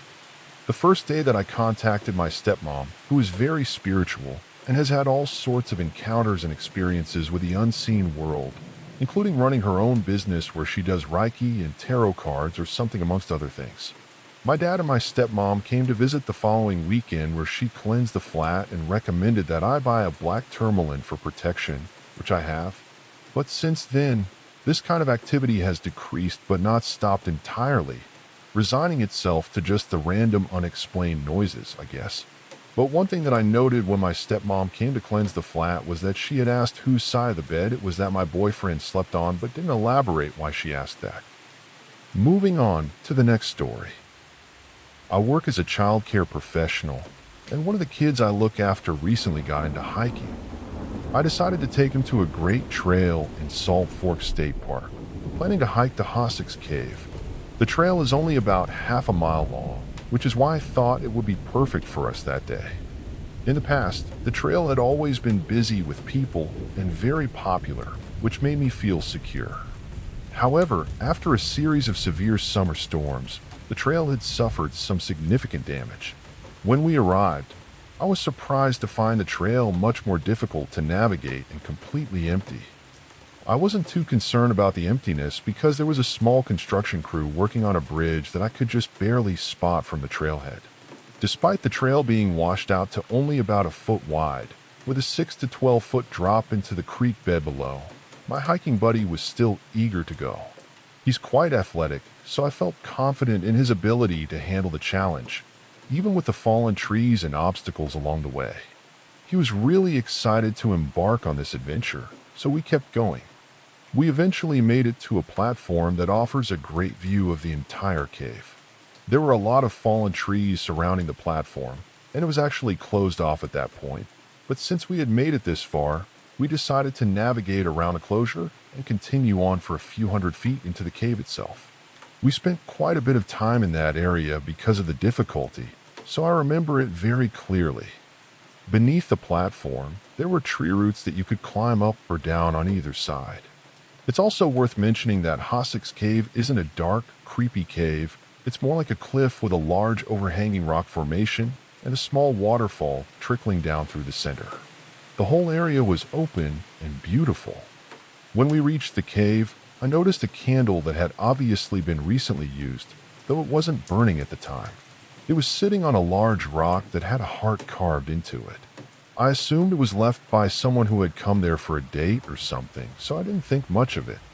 He wanted to climb up to the top, and as he did, I noticed 2 more candles and 3 small stacks of rocks that someone had arranged. I definitely felt weird at this point, but it was about this time that he found a small puddle full of baby salamanders and he wanted to catch them. It was honestly the happiest that I'd seen him in a very long time, and I didn't have the heart to tell him that it was time to go. We spent about an hour catching baby salamanders, and I watched him have the time of his life. Eventually, though, we finally decided to leave, and when we got to the platform, dead center in the middle of the tree roots was a wet washcloth hanging that was absolutely not there before. And he noticed it as well, but didn't pick up on the severity of the situation that we were in. At that moment, I factually knew 2 things. 1, someone was definitely watching us and we didn't see them. And 2, they were now potentially hiding in the woods and made it a point not to be seen, but to leave an object to be noticed. There was no running back with a narrow trail, and I was not about to tell him that we were in potential danger. I told him to go in front of me, and I just kept encouraging him that he was doing great over and over, and that thankfully seemed to speed him up naturally. I never did see anyone while we were on that trail. Well, we got to the car, and I locked the doors immediately once inside. And on our way out of the park, a very dirty man, probably in his 30s I would guess, came out of the woods and made it a point to stare at me with the most empty of expressions that I had ever seen. The man followed me with his eyes and his head as I drove by him, and continued to stare at me until I couldn't see him anymore. I knew the third fact at that point, that he had made it a point to make himself apparent to me, and that facts 1 and 2 were true. That intense stare haunted me for days, and it got to the point where I seriously considered seeking counseling because it caused me so much anxiety over the next few weeks. I tried to convince myself that maybe we had just interrupted his quiet moment. Perhaps he was camping and didn't want to startle us, but nothing about the way he stared made sense if that was the case. While we were distracted, catching salamanders, he had plenty of time to do whatever he wanted, but the way he looked at me with such intensity made it impossible to justify. Deep down, I felt that his gaze was a deliberate attempt to unsettle me. He never knew how panicked I felt in that moment, and to this day, he talks about it like it was one of the best times he's ever had. It was such a positive experience for him. But for me, It remains one of the most unsettling and disturbing experiences of my life, leaving me feeling nauseous and shaken even now. Moving on to the next story. It was February 2004, and Mars was especially bright in the sky that night. I was 14 years old at the time, and I often chatted with a neighbor kid to my left through our windows. We do things like point a laser at the TV of our neighbors across the street or simply stargaze. This particular night, however, I was stargazing alone. I had perched myself on my bed, leaning my elbows on the windowsill. The window was fully open, and I had created a small opening between the vertical blinds with my body. I was focusing on the constellations, trying to spot Mars. It was getting close to summer, and after some time of just staring at the stars, I noticed something unusual in my neighbor's yard to the right. I had spent many nights observing the neighborhood in the dark, so I was very familiar with my surroundings. However, this yard was in a corner, with the right side of the garden connecting to the wall of a tall three-story house, making it pretty shaded and quite dark. Each garden in our neighborhood was fenced off for privacy and security. I would say each garden was about 300 to 320 square feet. But in the middle of this backyard, I saw eyes stare at me. It took me a while to process what I was looking at. There were three eyes, set in a triangle shape that gleamed like a cat's eyes. When I had fully accepted that this did not belong there usually, I suddenly felt fear wash over me because I couldn't comprehend what I was looking at, and it was staring right back at me. I dropped myself into my bed, my heart racing, but I wanted to verify if I really saw something odd. So I quickly shot back up, pushed the shades aside, and looked. I caught it too mid-move, and while it moved, it was now half behind the fence that separated my backyard with the neighbors. While it moved, it turned back to face me and stood still. This all happened in like 3 to 4 seconds. Because it was now half behind the fence, only the top and right eye were facing me, still shimmering and reflecting like a cat's eye. I was very freaked out though that it relocated itself closer to me, and I had caught it mid-movement. Because of the position next to the fence, I could also deduce that whatever it was really tall. The figure I saw was just a bit shorter than the fence, which was around 6 feet or so, but it was still quite tall. At that moment, I completely freaked out. I dropped back onto my bed, my heart racing. A few seconds passed, but the fear of whatever it was crawling through my window was overwhelming, so I slammed the window shut without hesitation. After that, the strangest thing happened. From the garden, I heard an eerie sound, a very high-pitched buzzing noise. It repeated twice in quick succession, and it's hard to describe because it wasn't anything like I had ever heard before. It almost sounded like a continuous, trembling, high-pitched bleat that just kept ringing out. Then after that, it all went silent. For years, I've been puzzled by what I saw that night. I've checked the garden many times since, both during the day and at night, trying to find a logical explanation for what happened. When I share this story with people who are into paranormal stuff, they often say that it's a detailed encounter and encourage me to share it with others who might have more insight. So here I am hoping to get an explanation, or at least to hear if anyone else has had a similar experience, because honestly, I'm still unsure what to make of it all. Moving on to the next story. This happened one afternoon when I invited a friend from out of town to go hunting with me. We were out in South Louisiana, deep in an area surrounded by thick woods and palmetto plants that reached as high as 6 feet in some spots. The water we had to walk through to reach my deer stands was often waist deep, which made the mile-long trek to our spot slow going. My friend wasn't really accustomed to such challenging terrain, but he managed to keep up. Once we made it to the first stand, which was about 15 feet off the ground and had a ladder to climb, I told him I would come back to pick him up in about half an hour after dark since my stand was another half-mile past his. It was a full moon that was reflecting off of the water, allowing us to hunt a few minutes longer. And when it became too dark to see, I climbed down from my deer stand with my rifle on my shoulder, and I started walking slowly towards my friend to pick him up. And when I was almost to his stand, I shined my light up, and he just wasn't in the stand.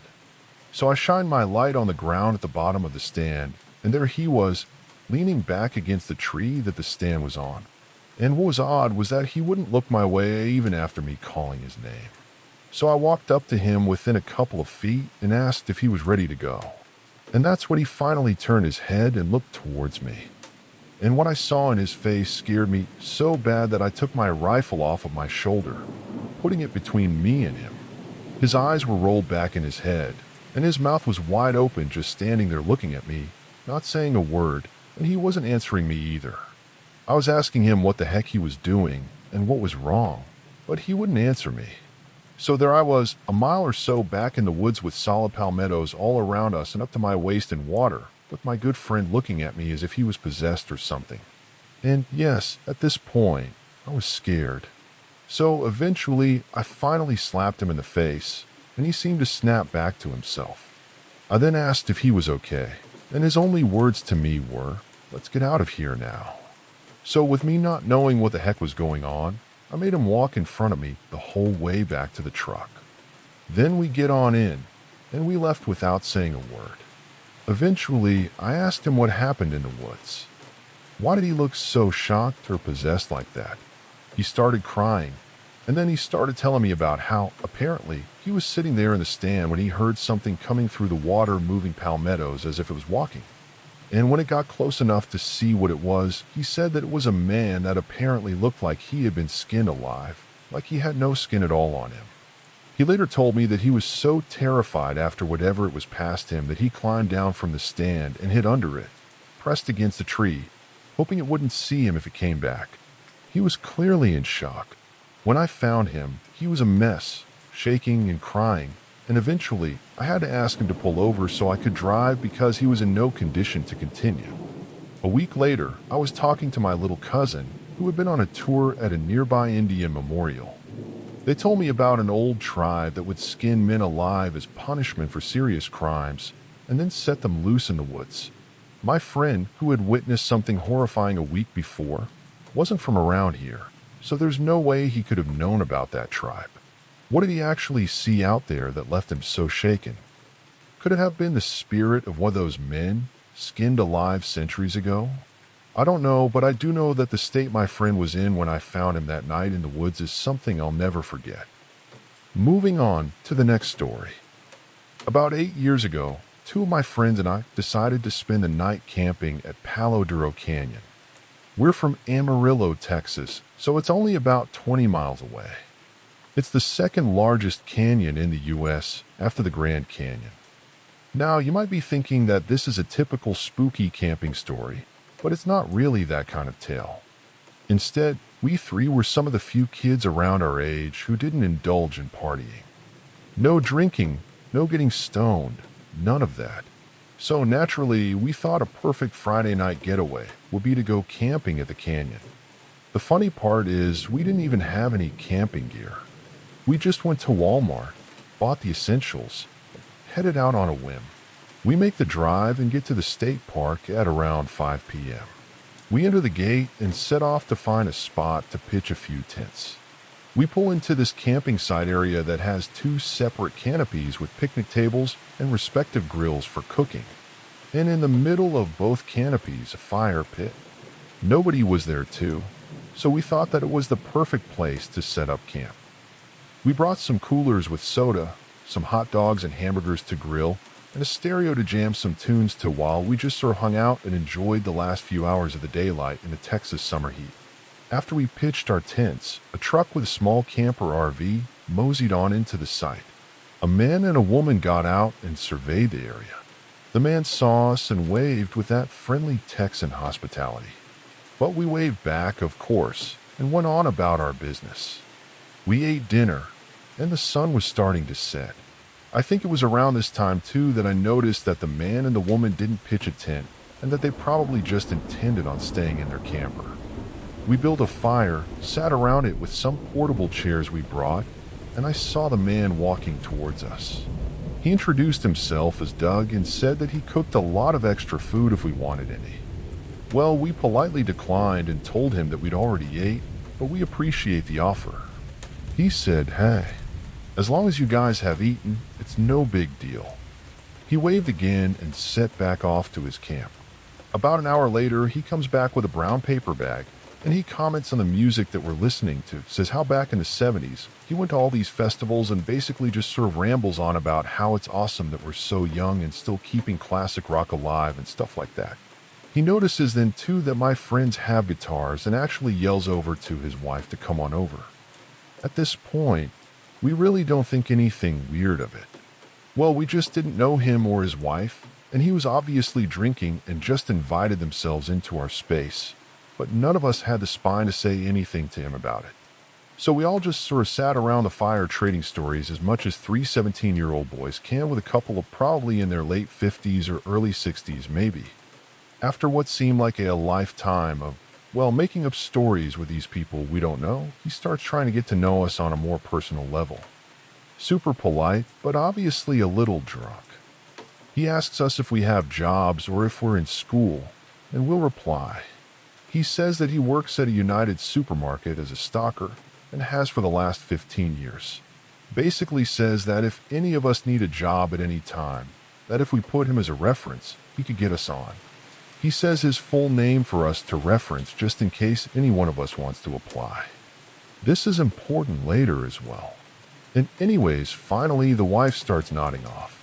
All liquored and bundled up, she fell asleep on her chair. Luckily, that was the cue for Doug to get her back to camp and put her to bed. When they walk off back to their side, the three of us sort of look at each other, and I roll because we're all just sort of doormats and basically let the stranger come ruin our night. But we see that it's close to midnight, so we decided to put out the fire and get ready for bed. Doug trots back over to our side.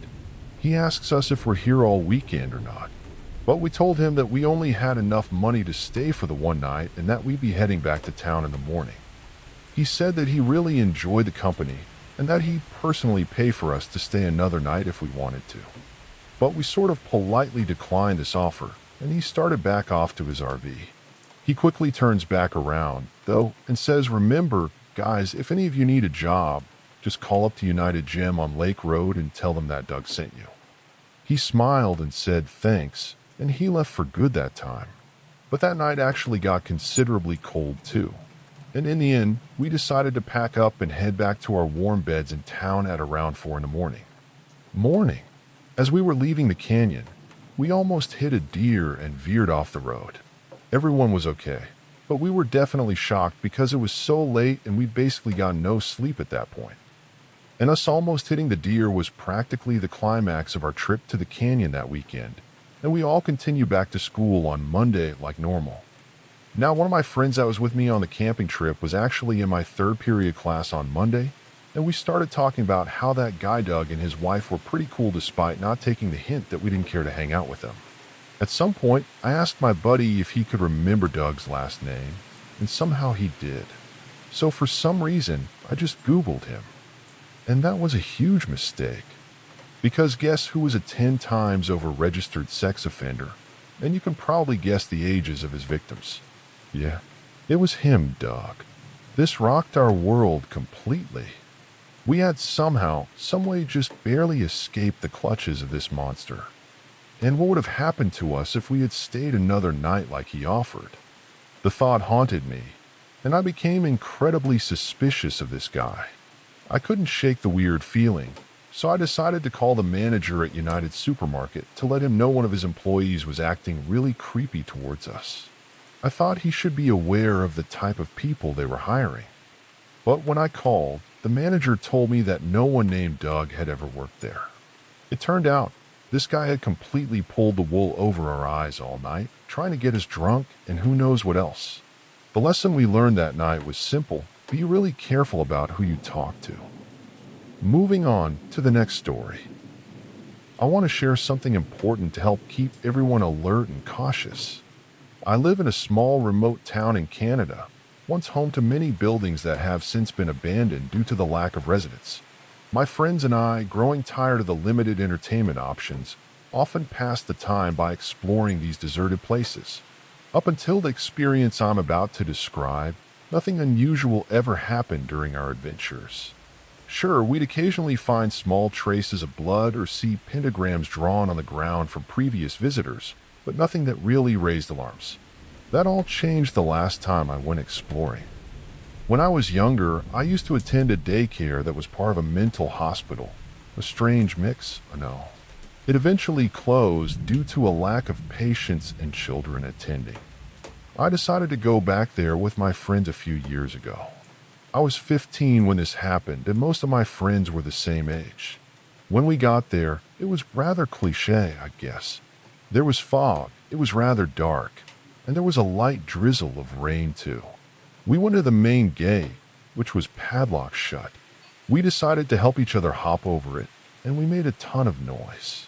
We were laughing and giggling the whole time, unsuspecting of what was about to happen. We looked around the small place park with flashlights that we had on our person. Even with our somewhat powerful flashlights, our visibility was rather limited, but we decided to enter the decaying building. Glass and dirt crunched under our feet as we stepped into the daycare section of the complex. There were still old Legos, with chips from previous furniture, old torn dolls and toys strewn about. But the further that we walked around the daycare section, we naturally became more and more silent, until all we could hear was the crunch of dirt under our feet. I found some crayons in a plastic container in the corner of the room, walked over to pick them up, when all of a sudden we heard a loud crash coming from behind a metal door leading to the psych ward part of the building. My friends and I sort of all looked at each other. As a whole, we were a group of 5. Most of them were bold and cocky, but we all looked at each other when my friend Brian suggested that we go and look to see where the sound came from. Personally, I was not too fond of the idea, but there was no way anyone was going to decline such a thing. We all stacked up on the door and opened it. It was rusted to the floor, and we sort of heaved to get it open. As we walked in, the metallic smells and must became really strong. But there was a hint of something else which I just couldn't put my finger on at that moment. We walked in with our flashlights pointed in every direction, with Brian leading the group. The hallways were tight, and to the left and the right were the occasional metal doorway, some of the doors open. I felt slightly claustrophobic too, and it felt a little hard to breathe at some points. As we continued, Brian shone his flashlight into a room and suddenly recoiled. We all stopped walking as Brian slowly entered the room. "What is it?" I asked. "I thought I saw someone here. It seems all fine now, though." To be honest, I thought that he was just messing with us to increase our anxiety. Looking back, I think that he was completely honest. He backed out of the room, and we continued walking deeper into the psych ward when another friend swiftly told us to stop. We came to a halt and all listened. In the distance, ahead of us, we heard the subtle pitter-patter of footsteps echo through the hallway. We all looked at each other, fear in each of our eyes. Brian continued walking toward the sounds, but we considered turning back for a second without Brian, wondering if some ghost or something or someone was in the building.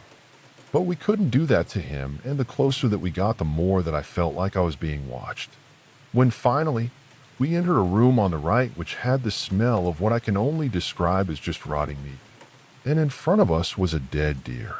Its innards were spilled all over the floor, staining the concrete.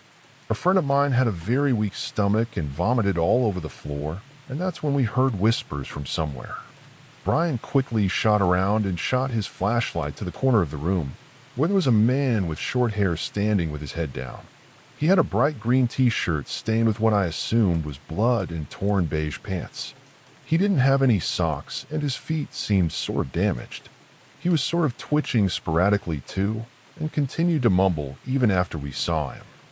We stared at him for a solid 30 seconds before he made his first true movement. He looked up at us with what I will never forget, a haunting grin that just sent shivers immediately down my spine. And he said, "You guys here for the feast?" This kicked us over the edge, and we immediately bolted out of that room all the way back down to the daycare center. The door, thank God, was still open, and we decided to try and slam it shut behind us. But the rust and the pure weight of the door almost kept it open. It took 3 of us pulling with all of our might to close it, but we eventually got it there. And just before we did, I could still see the silhouette of the man watching us, his white teeth being the only other human feature that I could see in the dark from that distance. As we sat behind a metal door, catching our breath for a second, all looking at each other for confirmation that we all just saw the same thing. After a little bit of labored breathing from each of us, we heard a light tapping on the door. It was at that point that we decided it was well and truly time to leave. We booked it out of the vicinity completely, and we pretty much just ran the whole way home. Police went back to do a routine search of the area, and they actually found the man. It was stated that this guy used to go to the psych ward before it was closed down. He managed to escape from the facility where he was transferred and survived by living off the wildlife near the complex. When the police eventually caught him, he was severely ill, suffering from various diseases caused by eating raw meat, and his mental state had deteriorated even further. There were rumors that he may have killed someone while scavenging for food in the forest, though nothing was ever proven. There were also reports of people going missing in the area.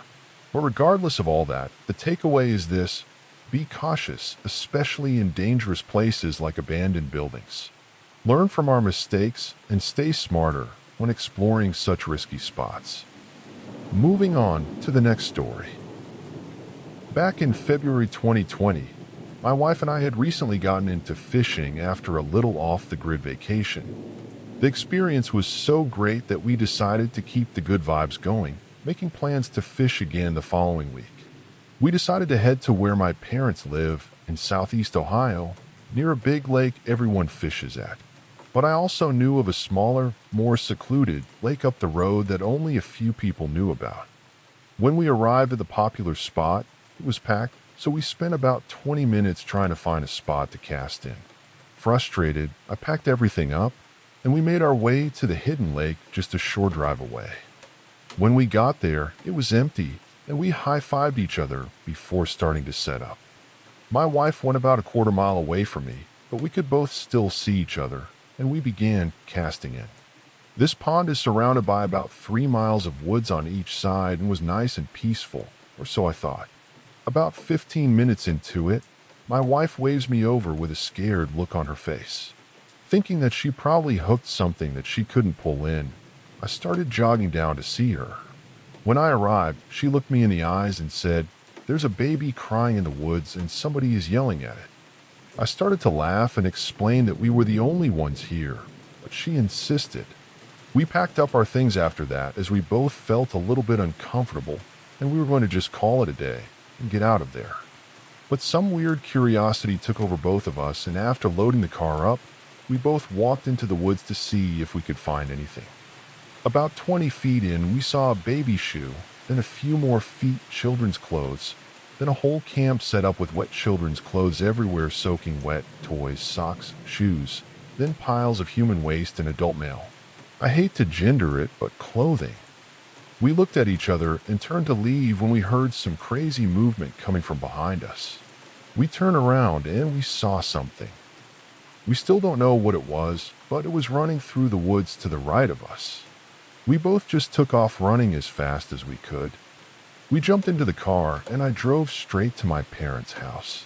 They only live 4 miles from this spot at most. I ran into the house and explained to my dad what had happened, and he told me that I should call the state trooper, only sort of authority in that area. So I did. They just told me that they would check it out, but in the end, nothing ever really came of it. I have no idea if they believe me or not, or if they actually even went out there, but I never really thought about this again until this past weekend. I visited my parents again for a holiday cookout, and my grandparents now live on the same property due to some health complications. As I was getting ready to leave around 10 p.m., my grandpa looked me directly in the eye and told me, "Drive safe. There are people in the woods." I asked him what he meant, but with his dementia starting to show, I worried it was just a flare-up of confusion. But then he went on, saying more about how people were traveling with children through the woods. Since then, I just can't stop thinking about it. It's been weighing on me, and I still can't make sense of what he meant. Moving on to the next story. I'm honestly not even sure where to start with this, but I just need to share it somewhere where people won't think I'm crazy. I work at a daycare, and I swear to you there's something dark, like a demon or possibly more than one, lurking in there. Before this, I never had any solid paranormal experiences, and this is really hard for me to wrap my head around. I used to be more of a skeptic, thinking, yeah, maybe it's real, but I didn't believe it fully. But now that I'm dealing with it firsthand, it's honestly terrifying. It's been nerve-wracking, and just thinking about going to work tomorrow makes me sick to my stomach. I'm doing everything I can to find a new job, but it's not moving fast. The whole thing started with this specific toddler room, T5. From the moment I started working there, I've never felt right about it. I couldn't exactly pinpoint why, but I've always hated T5. I thought that it was just that the kids were really out of control there. Really mean and aggressive for toddlers, but it ended up being more than that. I was in there giving a break to their main teacher. I'm afloat, and all the kids were taking a nap like usual. The room was dark. No sound except for a quiet white noise machine. Then I heard something around the corner at the sink. The dishes started clinking like someone was doing the dishes. I looked around the corner and nothing was there. I sat back down and it started up again. I shrugged that one off, but the next time that I was there, the closet door opened by itself. I still tried to shrug it off. Other things were happening too. Like, I noticed that I was suddenly having a lot of weird health problems, mostly related to reproductive stuff. I was getting bad dizzy spells and double vision, but I didn't make the connection that it was only happening at work and only when I was in T5 or adjacent rooms. Then another teacher who I'd become friends with mentioned offhand that she and her daughter, who also had worked there, it felt like the place had really negative energy. When I asked what she meant, she sort of tentatively admitted that she'd seen weird things. Without me telling her first, I asked her what she saw, and she also described dishes clinking, doors opening, hearing a deep voice speaking from the ceiling, and dizzy spells and other weird health stuff. She also told me I don't have proof of this or anything, that her former co-teachers saw stuff too. She also had 2 unexplainable miscarriages while she worked there, and now that she quit, she's pregnant again and almost due with no complications. This teacher also told me that the former main teacher of T5 had been into occult stuff. I don't know if this is true or not. I only met her once, and all I noticed was that she was a really sort of snappish and negative person who no one else really could stand. She quit a week after I started, so I really didn't know her well. I do, however, know that 3 current teachers are also into occult stuff based on their social media posts.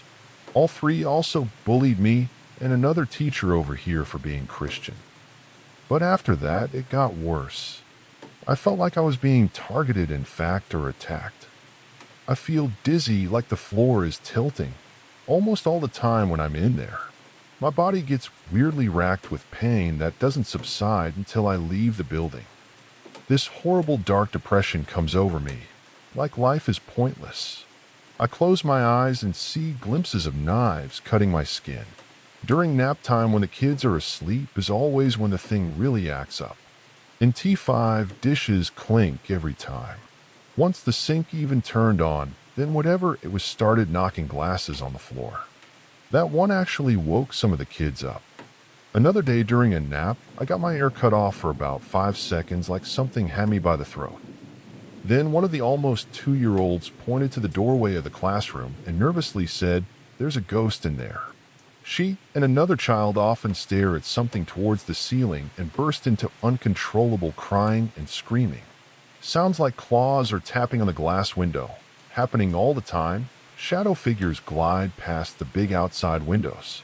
The other day, another teacher who I have not talked to about any of this nervously told me the bathroom door in her classroom closed itself and clicked locked despite the fact that it scrapes on the floor and has to be pushed really hard to close.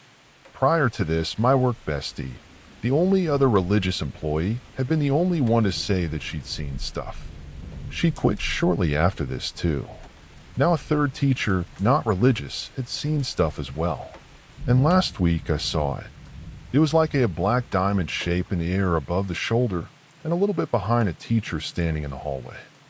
The shape was kind of like a cloak drape, but mostly just a black mass with blurry edges. The head wasn't really describable, I guess, but the closest thing would be a cross between a vulture skull and a plague doctor mask. I only saw it for a second and jumped out of my skin, but I know that I saw it. It's worth noting too that the teacher that I was behind was a horrible person who probably shouldn't really even be working with kids. And he has a weird mood swing thing going on and alternates between hitting on female teachers and acting aloof and yells at the kids a lot as well. Today, I was supervising napping kiddos in an older classroom. That class has an autistic boy who is not very verbal. He was sound asleep, and I was sitting in a chair between him and the bathroom when I suddenly began to feel really cold and the familiar I'm being watched feeling. So I knew something was in there. Then I heard things being scooted around in the bathroom. It was quiet enough not to wake up the kids sleeping right by the bathroom, but the little nonverbal boy suddenly woke up, pointed at something, and absolutely screamed. He isn't like that at all. I ran and hugged him and said, "Get out at the thing." It took a few minutes, but the feeling faded and the little boy laid back down. So I've gotten enough confirmation about this that I am convinced now that it's real. And my question for all of you is, how do you deal with this? I feel traumatized and honestly, I just hate this. I can only talk about it for sure with the one teacher, but everyone in the building acts dark and sort of depressed. I'm having night terrors now. Anxiety attacks are increasing just from having to go to work and be around this. If it weren't for the fact that others are experiencing the same thing, I think I was losing my mind. But there are other people who've seen things too, and the kids have noticed stuff as well. What makes it even weirder is that all this only happens at work.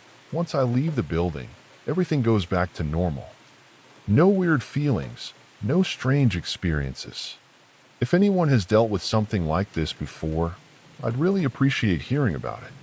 If you know what might be going on, or have any advice for dealing with the fear, I'm all ears.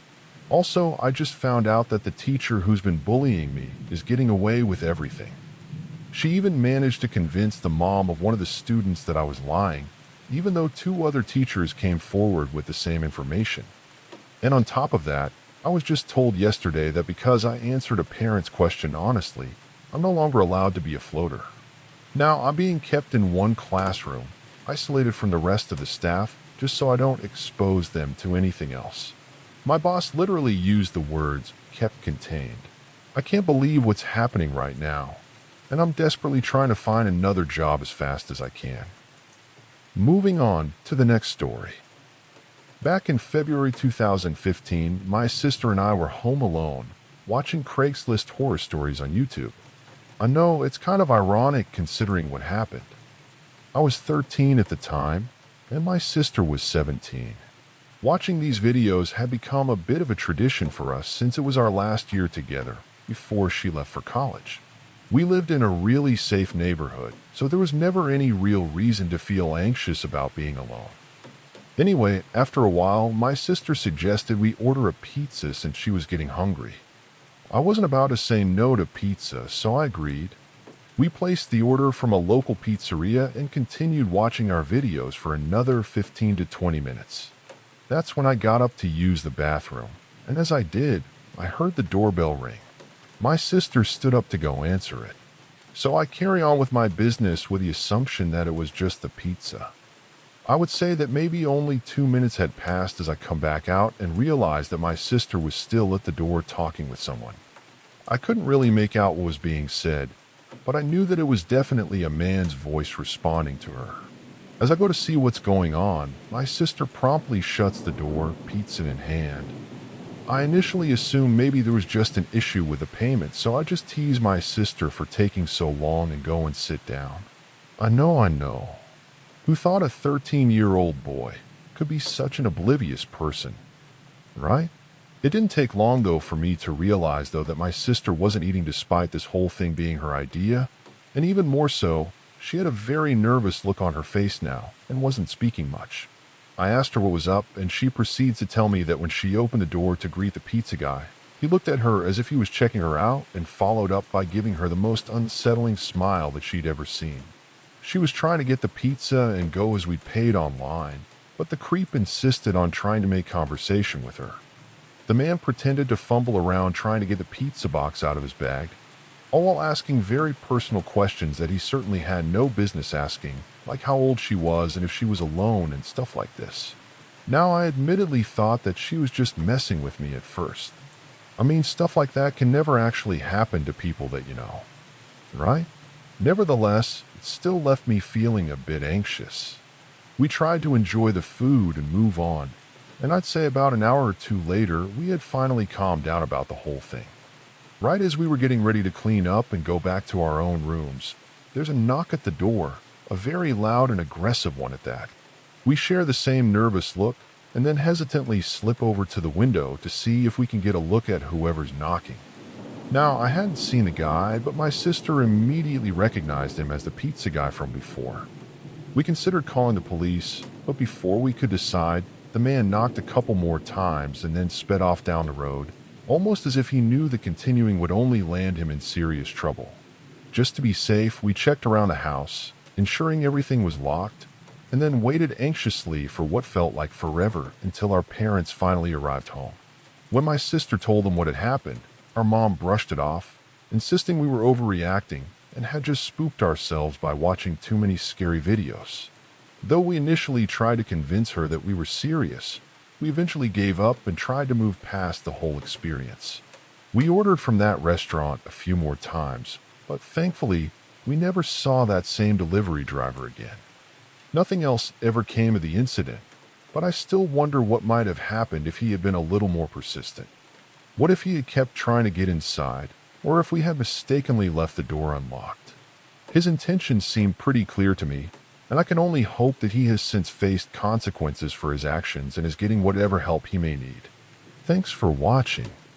If these stories kept you on edge, make sure to subscribe, like the video, and hit the bell icon so you don't miss the next chilling tale.